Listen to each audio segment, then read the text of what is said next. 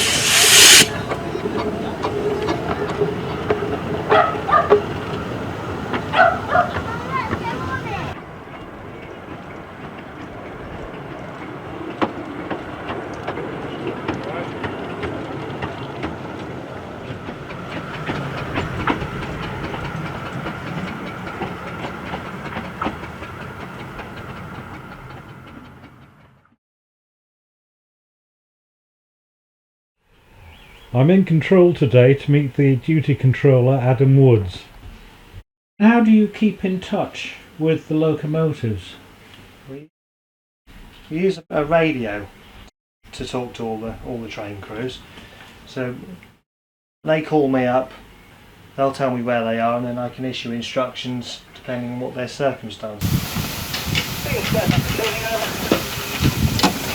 Beaver 7 receiving, over. Beaver 7, you have permission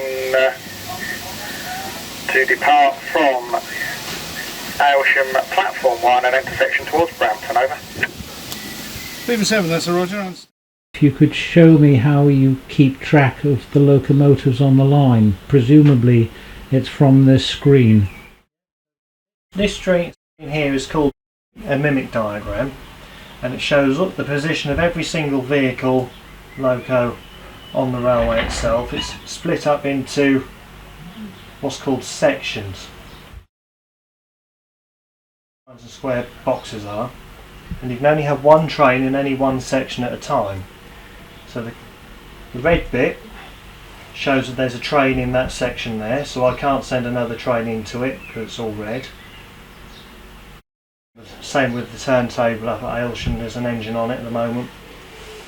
This green bit shows where the train is authorised to move to. So again, I can't put anything else into that bit because I've given an engine permission to move in there.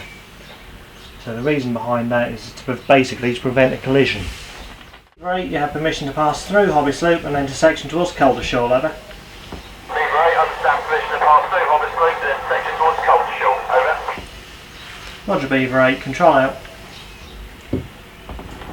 And where is that Beaver 8 now? So at the moment, he's called approaching Hobbits Loop, which is halfway down the line. I've checked to make sure there was nothing in the next section. So I've given him permission to go through Hobbits Loop and then into the section towards Caldershall. There's R-boards in various places down the railway, and as the train passes each one of those, the driver has to tell me where he is. I can give him permission or not, depending on what the circumstances are. Tell me, what happens if there's a power cut for the main screens? Okay, so if the computer shuts down, doesn't want to play, we have a very high-tech solution up on the wall, which is effectively a pin board with the railway drawn on in felt tip pen. That tells you what train number it is and which set of carriages it's pulling, which is indicated with those pins up there. And these green markers show that that train is authorised to go through, in this case, Caldershall Loop and in section towards Wroxham.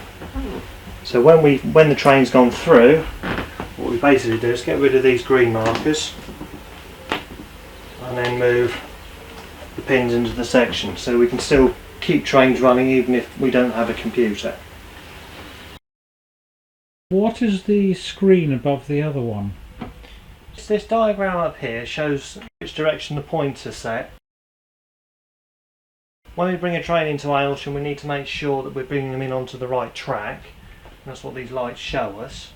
Obviously, in the daytime you can see by looking out of the window which way the points are set, but obviously at night time, with it being dark, these are invaluable. I see you've got CCTV. What screens can you select? Well, there's quite a few cameras about the railway. On here we've got a selection of camera views that are useful for the controller in operating the railway. So we can see on that screen there, we can see Wroxham Station, we can see all the track, which way the points are set, etc. Same at Aylsham, we can see from the end of the canopy where we can't see from the signal box. And we can see the car park, so we've got a coach party that's running late, we can see it pull in. We can see how busy the shops are in case we have to warn the crews that they're going to be a few minutes late, just to try and keep things running as smoothly as possible for the passengers. And can you select any picture to the large size? Yeah, so I'll take this one for example, the one at Wroxham. Double click on it, I can enlarge it to full screen, which means I can see much more.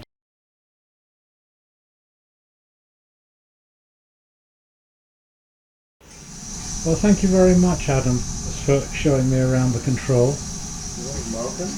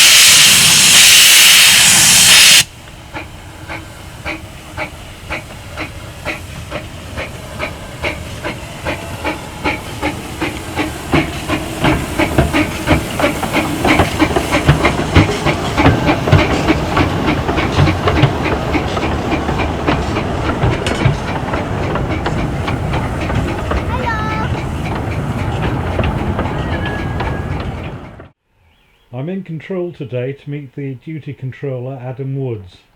Hi, how are you? I'm bloody nice, thank you. It's marvellous in the editing, you can edit out all sorts. Beam 7, go ahead, over. Beam 7 now stationary at the stopboard within Colchester Loop, over.